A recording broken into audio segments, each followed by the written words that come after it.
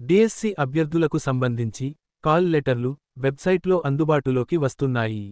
ప్రధానంగా PWD quota అభ్యర్థులకు, అదేవిధంగా తూర్పు గోదావరి జిల్లాకు సంబంధించి సోషల్ స్టడీస్,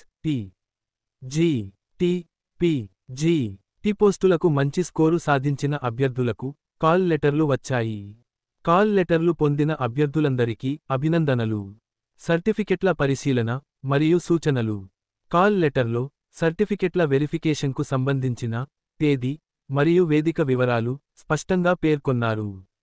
ఒకవేళ అభ్యర్థులు సర్టిఫికెట్ల పరిశీలనకు హాజరు కాకపోతే మెరిట్ జాబితాలోని తదుపరి అభ్యర్థికి ఆ ఉద్యోగం వెళ్లే అవకాశం ఉంటుందని తెలిపారు. సర్టిఫికెట్ల వెరిఫికేషన్కు డిఎస్సి ప్రింట్ అప్లికేషన్ ఎస్.సి.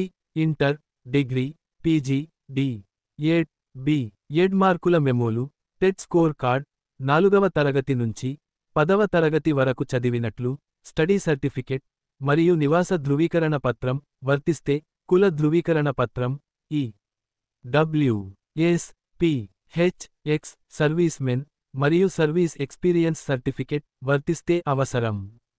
ముఖ్యమైన సూచనలు. కాల్ లెటర్లో అభ్యర్థులందరికీ కొన్ని ముఖ్యమైన సూచనలు ఇవ్వడం జరిగింది.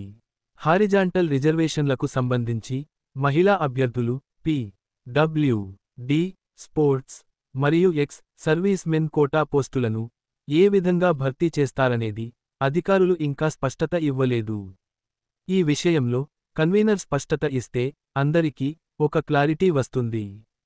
ప్రస్తుతానికి అభ్యర్థులు తమ లాగిన్లో సర్టిఫికెట్ అప్లోడ్ ఆప్షన్ను తాత్కాలికంగా తొలగించినందుకు ఆందోళన చెందవద్దని, త్వరలో మళ్లీ ఆ ఆప్షన్ అందుబాటులోకి వస్తుందని అధికారులు తెలిపారు. అన్ని సర్టిఫికెట్ల జిరాక్స్ కాపీలను 3 సెట్లు తీసి గెజిటెడ్ అధికారిచే అటెస్టేషన్ చేయించాలని సూచించారు. కాల్ లెటర్ అనేది కేవలం సర్టిఫికెట్ల పరిశీలన కోసమేనని, ఇది ఉద్యోగం వచ్చినట్లు కాదని, ఫైనల్ సెలెక్షన్ లిస్టు సర్టిఫికెట్ల వెరిఫికేషన్ తర్వాత విడుదలవుతుందని పేర్కొన్నారు. కొత్తగా తీసుకున్న సర్టిఫికెట్లు ఉంటే వాటిని మళ్లీ అప్లోడ్ చేసుకునే అవకాశం త్వరలో వస్తుందని, అప్పటి వరకు అభ్యర్థులు వేచి చూడాలని సూచించారు.